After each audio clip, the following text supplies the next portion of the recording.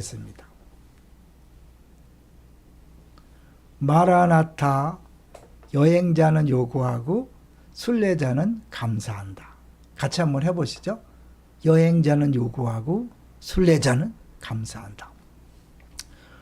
복음을 알면 고난을 쉽게 통과할 수 있다.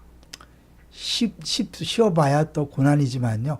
그래도 우리가 고난에 대해서 보다는 정확한 복음을 알지 못할 때 쓸데없는 고통을 당하고 그래서 에너지를 빼앗겨서 고난을 못 이길 때가 있는 거죠.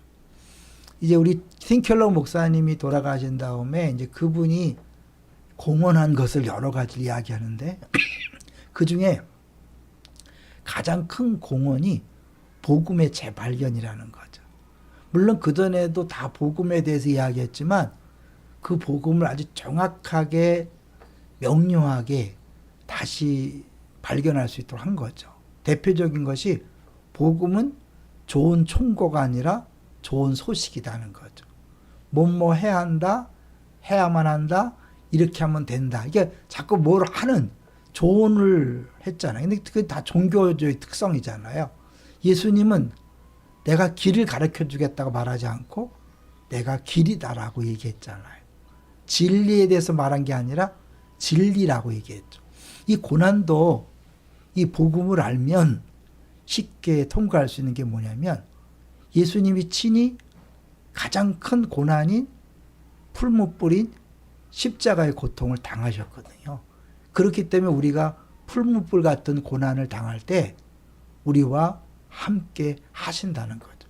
그 사실을 알면 어떠한 고난이 와도 우리가 좌절하거나 절망하지 않고 또 심지어는 사람들이 고난 앞에서 하나님을 원망하든지 자기 자신을 혐오하든지 둘 중에 하나잖아요. 왜냐하면 고난이 왔을 때 이게 다 나 때문에 왔다고 생각하거든요. 그래서 첫 번째로는 내가 그렇게 열심히 살았는데 하나님 어떻게 이럴 수 있는가라고 하나님을 원망하는 거죠. 그래서 분노하고 왜 이렇게 하시냐 그런 것이고, 또 하나는 내가 아무래도 하나님 앞에 뭔가 잘못한 게 있나 보다. 열심히 했는데 난 잘못했어. 그 자신을 혐오하는 거죠. 이게 또 이제 둘 중에 하나 중에 있고 어려운 거죠. 요거를 박스로 간단히 살펴보면 크게요.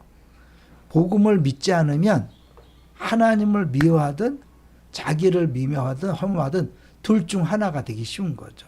첫째는 좀 전에 얘기했던 것처럼 내가 착하게 살았는데 왜 하나님은 나에게 이렇게 대하시는가? 너무하다. 그 하나님 원망하면서 쭝얼거리든지. 두 번째는 제대로 살았어야 했는데 그러지 못한 게 분명해. 나는 형편없는 인간이야 라고 웅얼거리든지 둘 중에 하나라는 거죠. 주님이 하셨다는 걸 모를 때 우리는 이 모든 것들이 나 때문에 왔다 생각하고 또 나는 이렇게 했는데 하나님이 어떻게 그럴 수 있냐라고 해서 그 근본이 나에 대한 거죠. 내가 열심히 사는 거, 또 못 사는 거 그런 거잖아요. 그런데 성경에서 말하는 고난은요, 좀 다르죠. 이 고난과 마주하는 문제와 관련해서 성경은 걷기라는 은유를 쓰잖아요. 근데 이 걷는다는 자체가 어렵고 위태롭고 치명적일 수 있는 무언가를 걸어 지나가는 것이다. 더러 어둠 속을 걸어간다는 표현 시편 23편 4절에 보여요. 내가 사망의 음침한 골짜기를 걸어 다닐지라도 그렇잖아요. 그래서 사실 기독교에서는 고난을 반드시 통과해야 되는 것으로 얘기하죠. 면제되지 않아요. 반드시 아무리 믿음이 있어도 고난을 오고 그 고난 속에 주님이 함께 한다는 것을 가르쳐주고 있죠. 걷기라는 메타포에는 비유에는 진행이란 개념이 들어있다.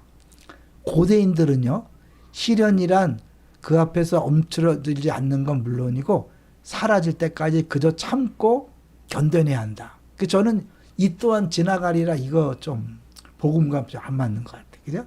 반면에 현대 서구인들은 고난을 다 지나갈 때까지 피하거나 자신을 지켜야 할 악천후와 같은 것으로 여긴다. 그러니까 사실 고난의 진정한 의미를 모르는 거죠.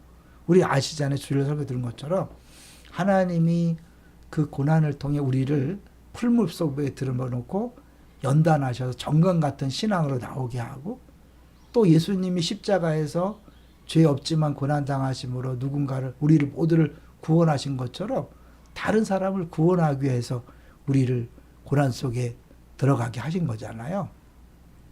근데 이제 이 고난을 어둠과 소용돌이 치는 물, 사나운 불길을 걸어 지난다는 비유는 기독교 신앙이 가진 비범한 균형 감각을 여실히 보여준다.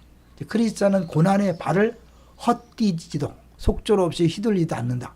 고난을 어느 정도 피할 수 있다거나 끌려 들어갈 수밖에 없다고 생각지 않고 그냥 당당하게 믿음으로 걸어가게 하는 거죠. 그래서 이제 고난 앞에서 충격을 받거나 놀라지 않습니다. 자신의 괴로움과 연약함을 부정하지도 않고 원망하거나 두려움에 얼어붙지도 않고 익숙해지거나 포기하지도 않고 항복하거나 좌절하지도 않으면서 담담히 맞아들여 꿋꿋이 지나갈 나름이다. 멋지잖아요. 다니엘의 세 친구가 풀무불에 들어갔잖아요. 그럴 때 그들만 들어간 게 아니라 예수님이 그곳에 함께 하셨죠. 그런데 예수님은 십자가에 죽으실 때 엘레리 라바 사박다리, 하나님조차도 함께 하지 않은, 아무도 함께 하지 않았어요. 왜냐하면 우리와 함께뿐 아니라 우리를 위해서 고난을 받으셨기 때문이에요. 이제 그분이 고난을 당하셨기 때문에 우리는 우리 죄 때문에, 우리 행위 때문에 고난을 받지 않습니다. 주님이 다 받았다는 것, 그건 뭐냐면 그 세 친구가 한 점 흠 없이 정직하게 생활했기 때문에 구원의 자격을 얻은 게 아니잖아요. 하나님이 은혜로 이 땅에 오셔서, 친히 세상에 오셔서 그 셋과 우리들이 마땅히 받아야 될 징계의 불을 대신 지나셨기 때문에 이제 주님은 우리와 더불어 불 속을 걸으실 수 있는 거죠. 이제 그것을 다니엘의 세 친구의 그 풀무불에도 볼 수 있는 거잖아요. 복음 없이 풀무불에 들어가면 그곳에서 하나님을 만날 수 없습니다. 아까 얘기했던 것처럼 주님, 하나님을 원망하든지 자신을 탓하든지 둘 중에 하나로 생각하는 거죠. 그래서 외로워지는 거죠. 복음 없이 불길에 휩싸이는 것만큼 위태로운 일이 있을까? 하나님께 펄펄 뛰며 화를 내든지 자신에게 분통을 터뜨리든지 혹은 양쪽 모두에게 분노하게 될 것이다. 그러니까 정말 아무 쓸데없는 그런 고통을 당하는 거잖아요. 복음을 아는 사람은 멋지는 거예요. 풀무불에 팽개쳐지는 순간 스스로 이렇게 말하는 거죠. 이건 내 몫의 풀무불이다. 지금껏 저지른 죄 때문에 벌을 받는 것이 아니고 나는 이 작은 풀무불 속을 뚜벅뚜벅 걸어 지나서 그분께로 갈 수 있다. 예수님이 날 위해 영원한 불 속에 던져주셨기 때문이다. 주님을 믿고 의지하면 이 풀무불은 날 더 나은 사람으로 빚어낼 뿐이야. 그러니까 뭐 힘들지만 기대감을 갖고 뚜벅뚜벅 걸어가는 거죠. 이게 이제 복음을 아는 사람의 다른 모습이죠. 마지막인데요. 복음을 믿지 않으면 하나님을 좀 아까 했던 거네. 그렇죠? 하나님 죄송해요. 그러니까 결국 이 복음을 믿는 사람은 하나님을 원망하지도 않고 자기 자신을 탓하지도 않고, 이거는 나를 위해 예수님이 이미 십자가에 못 박혀 죽으신 것을 분명히 믿는 우리에게 주어졌다는 것은 나와 상관없이 내 죄 때문이 아니라 하나님의 놀라운 계획과 목적. 첫째는 나를 풀물불 속에서 단련하여 정금 같은 신앙으로 만드는 것이고, 또 예수님의 십자가 고통처럼 누군가를 구원하고 치유하기 위해서 주신 것이다. 그러니까 어떻게 해요? 도망가지도 말고 또 뭐 억지로 하는 것도 아니고 당당하게 믿음으로 걸어가는데 그곳에는 주님이 늘 함께 있는 거죠. 마지막입니다. 하나님과 함께 고난을 걸어 통과한다는 것은 무슨 의미일까요?